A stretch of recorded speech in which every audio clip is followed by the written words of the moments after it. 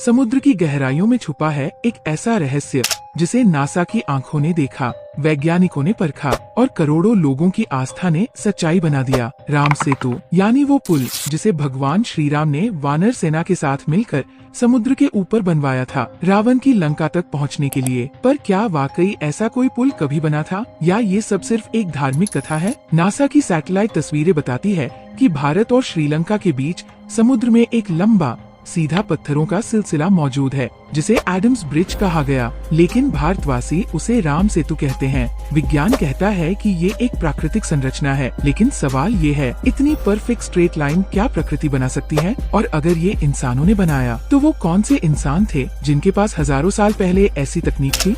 आज हम आपको बताएंगे राम सेतु से जुड़े 5 ऐसे रहस्य जिसके बारे में जानकर आप भी हैरान हो जाएंगे। तो अगर आप जंगलौर पर नए हैं तो इसे सब्सक्राइब करना तो बनता है। तो चलिए शुरू करते हैं। फैक्ट 1, नासा की वो तस्वीर जो सबूत बन गई। 2002 में नासा की एक सैटेलाइट इमेज ने पूरी दुनिया का ध्यान समुद्र की ओर खींचा, जहां भारत और श्रीलंका के बीच एक सीधी लाइन में पत्थरों की रहस्यमयी श्रृंखला दिखाई दी, ठीक वैसी जैसी रामायण में वर्णित पुल की संरचना है। नासा ने इसे एडम्स ब्रिज कहा, लेकिन भारतीयों के लिए ये राम सेतु था, वो दिव्य पुल जो वानर सेना ने बनाया था। वैज्ञानिक कहते हैं ये एक प्राकृतिक फॉर्मेशन है, लेकिन ऐसी परफेक्ट सिमेट्री और स्ट्रेट अलाइनमेंट ने सभी को चौंका दिया। सवाल ये नहीं कि ये पुल बना कैसे, सवाल ये है कि इतनी प्राचीन और मजबूत बनावट, वो भी समुद्र के ऊपर, क्या किसी आम सिविलाइजेशन के बस की बात थी? फैक्ट 2, वो पत्थर जो तैरते हैं। रामेश्वरम और धनुषकोडी के आसपास के इलाकों में आज भी ऐसे पत्थर पाए जाते हैं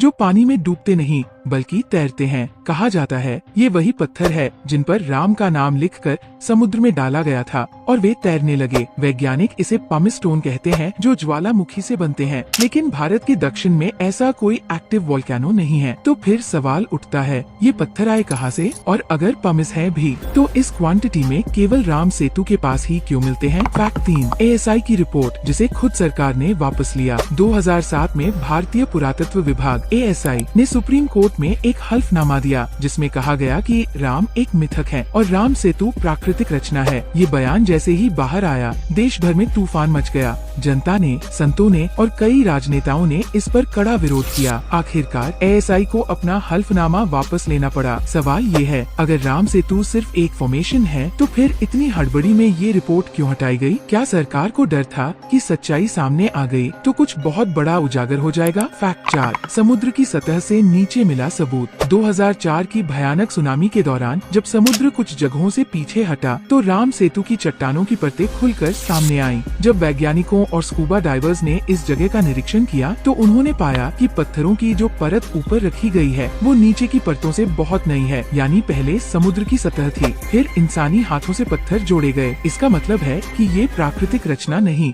बल्कि एक मैन मेड स्ट्रक्चर हो सकता है। और अगर हजारों साल पहले समुद्र पर पुल बनाना इंसानों के बस में था तो वो कौन लोग थे? फैक्ट 5, गूगल अर्थ पर दिखता है रामायण का सबूत। आज जब आप गूगल अर्थ पर जूम करते हैं तो समुद्र में एक सीधा सफेद पत्थरों का लाइनअप साफ नजर आता है। एडम्स ब्रिज यानी राम सेतु ये दुनिया का इकलौता धार्मिक स्थान है जो रियल सैटेलाइट इमेज में दिखता है। न मंदिर न मस्जिद बल्कि एक प्राचीन पुल जो आज भी दिख रहा है। क्या ये सिर्फ एक जियोलॉजिकल कोइंसिडेंस है या फिर भगवान ने सच में कोई ऐसा निशान छोड़ दिया है जो हजारों साल बाद भी मिटा नहीं? राम सेतु सिर्फ पत्थरों का पुल नहीं है, ये हमारी आस्था, इतिहास और पहचान का जीता जागता प्रतीक है। विज्ञान ने बहुत कोशिश की इसे समझने की, पर हर बार कोई न कोई रहस्य उसकी पकड़ से बाहर निकल जाता है।